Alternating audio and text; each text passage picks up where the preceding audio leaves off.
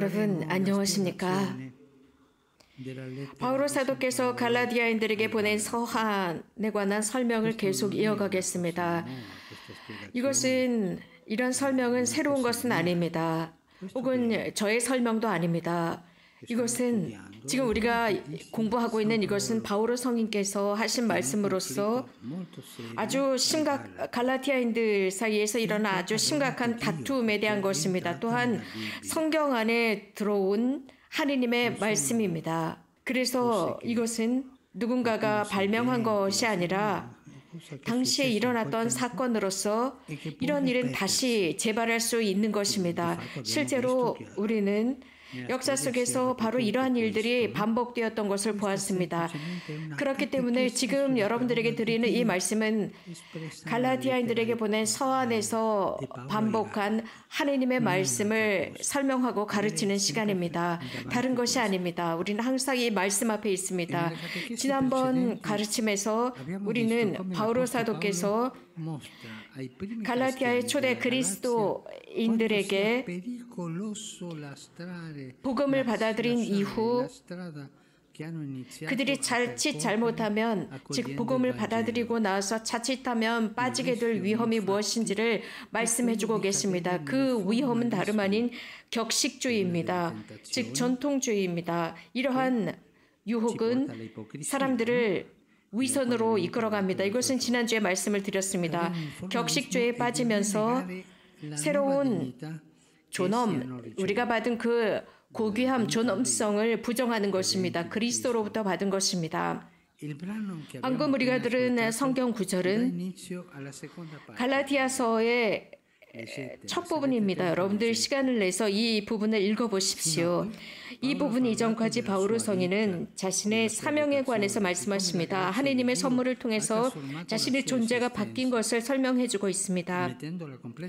그래서 완전히 복음화를 위해서 투신한 자신의 모습을 보여주고 있습니다.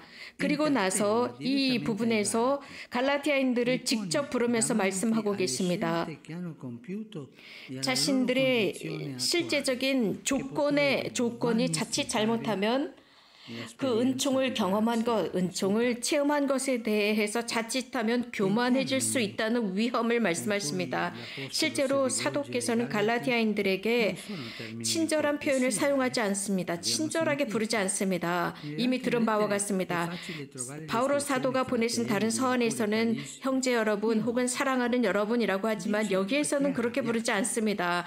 왜냐하면 화가 나셨기 때문입니다. 그래서 통상적인 표현인 갈라디아 사람들이 라고 하시고 두 번에 걸쳐서 어리석은이라는 표현을 쓰면서 친절한 표현은 아닙니다. 어리석다, 우둔하다, 여러 가지 표현으로 생각할 수 있습니다. 이런 말씀은 그들이 지혜롭지 못해서가 아닙니다. 왜냐하면 그들이 거의 눈치채지 못하는 순간에 자신들이 받아들인 큰 기쁨으로 받아들인 그리스도에 대한 믿음을 잃을 수 있다는 것입니다. 그래서 어리석은 것입니다. 그들이 어리석은 이유는 자신들에게 도래한 그 위험을 감지하지 못하는 것입니다. 소중한 진주를 잃어버리는 것입니다. 그리스도를 향한 믿음입니다. 그래서 사도 바오로가 느끼는 그 슬픔과 아픔은 너무나 극명하게 드러납니다. 그 그리스도인들을 보면서 굉장히 고통스러워하십니다. 당신께서 친히 첫 번째 복음화를 하셨고 그들이 그리스도를 받아들였고 하느님의 자녀들의 자유로움을 지녔습니다. 하지만 그때까지는 정말 생각하지 못한 일이 일어난 아픔이었습니다. 바오로 사도는 갈라디아인들에게 이렇게 묻고 있습니다. 그들의 양심을 향해서 묻고 있습니다. 아주 강렬한 질문입니다. 그래서 이것은 교사의 입장에서의 질문입니다. 갈라디아인들이 분명히 알고 있는 것은 그리스도를 통해서 온 그 믿음은 복음이 선포된 은총에 의한 것이었습니다. 그래서 그리스도인 소명의 출발점으로 되돌리고 있습니다. 그들이 바오로를 통해서 들은 그 말씀의 핵심은 하느님의 사랑이었습니다. 그 하느님의 사랑은 예수 그리스도의 죽음과 부활을 통해서 완전히 드러났습니다. 그렇기 때문에 바오로 사도는 이것만큼 확실하고 설득력 있는 표현을 찾을 수가 없었습니다. 그들에게 여러 번에 걸쳐서 설교를 통해서 반복하신 말씀으로서 내가 사는 것이 아니라 내 안에 그리스도가 산다라고 했습니다. 내가 하느님의 아들의 믿음을 통해서 이 육신이 세상에 살아가고 있다. 그리스도께서 나를 사랑하셨고 또 나를 위해서 그분께서 스스로 희생하셨다라는 말씀입니다. 그렇기 때문에 바오로 사도는 예수 그리스도가 십자가에 달리셨다는 것 외에는 알고 싶어 하지 않았습니다. 갈라디아인들이 바로 이 현실을 직시해야 했습니다. 다른 설교가들의 말에 귀를 기울이지 말아야 했습니다. 결국 바오로 사도의 의도는 당시의 그리스도교인들이 다른 목소리에 귀를 기울이거나 그쪽으로 빠져들지 않기를 바랬습니다. 그래서 자칫 잘못하면 아주 엄격한 율법을 지켜야 한다, 계명을 지켜야 한다라는 이러한 설교에 귀 기울이지 않기를 바랬습니다. 이렇게 새로 그 갈라디아에 도착한 새로운 설교가들은 사람들을 설득시키기 시작했습니다. 즉 과거로 돌아가라고 했습니다.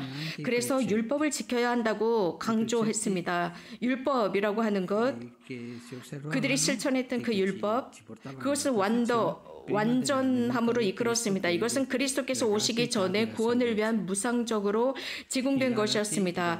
갈라디아인들은 그럼에도 불구하고 사도 바오로가 어떤 말씀을 하고 계시는지 분명히 알고 있었습니다. 그들은 분명히 성령의 활동을 경험했습니다. 공동체 내에서 말입니다. 다른 교회에서 그랬던 것처럼 말입니다. 그렇기 때문에 그들 안에서 사랑이 드러났고 여러 다양한 카리스마가 드러났습니다. 그렇기 때문에 그들은 이에 대한 분명한 직접적인 응답을 해야 했습니다. 성령의 새로운 활동 을 그들은 보았기 때문입니다. 그들이 신앙에 들어가기 전에 하느님의 활동이 있었다는 것, 성령께서 주인공이라는 것, 자신들의 그 경험의 주인공이라는 것을 그들은 알고 있습니다. 이제 두 번째 단계로서 이런 율법의 율법을 완성해야 된다. 이것은 그들이 설교하는 것이었습니다. 성령으로부터 오는 것이 아니었습니다. 예수 그리스도의 구원의 무상성, 바로 이것이 우리들을 판가름합니다. 이러한 방법으로 사도 바오로께서는 우리들에게도 다시 한번 숙지해 보도록 초대하고 있습니다. 과연 우리가 어떻게 신앙을 살고 있는지 말입니다. 그리스도께서 십자가에서 돌아가셨고 부활하신 그분은 우리들의 일상의 중심이 되어야 합니다. 구원의 원천으로서 말입니다. 혹은 그렇지 않고 어떤 종교적인 격식주의에 빠져서 이렇게 하고 나면 내가 모든 신앙생활을 다 한 것처럼 생각하는 것은 아닙니까? 나의 신앙생활은 어떻습니까? 그리스도의 새로움의 이 고귀함을 우리가 잘 살아가고 있습니까? 혹은 순간적인 것, 사라질 것, 그것이 우리들을 매료시키고 또 결과적으로 우리들을 공허하게 만드는 그것에 끌려다니고 있습니까? 하루살이 같은 순간적인 이런 것들이 우리들의 매일상의 문을 두드리고 있지만 이것은 착각에 지나지 않고 있습니다. 그래서 우리를 격식주의나 형식주의에 빠지게 하고 참 가치가 있는 것이 무엇인지, 참 가치로 어떻게 살아가야 하는지 식별하지 못하도록 만들고 있습니다. 형제자매 여러분, 우리가 유혹을 받을지라도, 우리가 하느님으로부터 멀리 떨어지는 유혹을 받을지라도 하느님께서는 끊임없이 우리들에게 선물을 주신다는 확신을 가지고 살아갑시다. 역사도 그랬지만 지금도 그렇습니다. 늘 갈라디아인들에게 일어난 이러한 일들이 지금도 일어나고 있습니다. 현대도 그렇습니다. 우리들의 귀를 잡아당겨서 자신들의 말을 들으라 유혹하고 있습니다. 그래서 누군가가 거룩함이라고 하는 것은 이러한 계율을 지켜야 돼, 이것을 해야 돼, 저것을 해야 돼 라고 우리들의 귀에 속삭이면서 우리들을 이리저리 끌고 다닐 수 있습니다. 그러면서 아주 엄격한 종교 심성으로 우리들을 이끌어갈 수 있습니다. 그래서 성령 안에서의 자유를 앗아갈 수 있습니다. 그것은 그리스도께서 구원을 위해서 주신 것입니다. 여러분들, 이러한 엄격함을 제시하는 사람들 앞에서 조심하십시오. 조심하십시오. 모든 엄격함 뒤에는 무엇인가 나쁜 것이 자리하고 있기 때문입니다. 그것은 하느님의 영이 아닙니다. 그렇기 때문에 오늘 이 갈라디아서는 우리를 도와줄 것입니다. 곧 이러한 근본주의자들의 말, 우리들의 영적인 삶을 과거로 끌고 가는 그 사람들의 말에 귀 기울이지 않도록 도와줄 것입니다. 그래서 예수 그리스도의 파스쿠의 소명으로 우리들을 이끌어갈 것입니다. 사도 바울은 갈라디아인들에게 이런 말씀을 하십니다. 아버지 하나님께서는 충만하게 성령을 주시고 여러분 가운데 기적의 활동을 하신다고 하셨습니다. 현재에 관해서 말씀하십니다. 아버지께서는 성령을 충만하게 주셨었다라고 과거로 말씀하시지 않습니다.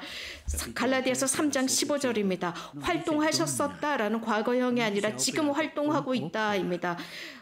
물론 우리가 여러 가지 그 활동에 대한 여러 가지 많은 어려움에 관해서 제시할 수 있습니다. 죄가 있을지라도 하나님은 우리를 버리시지 않습니다.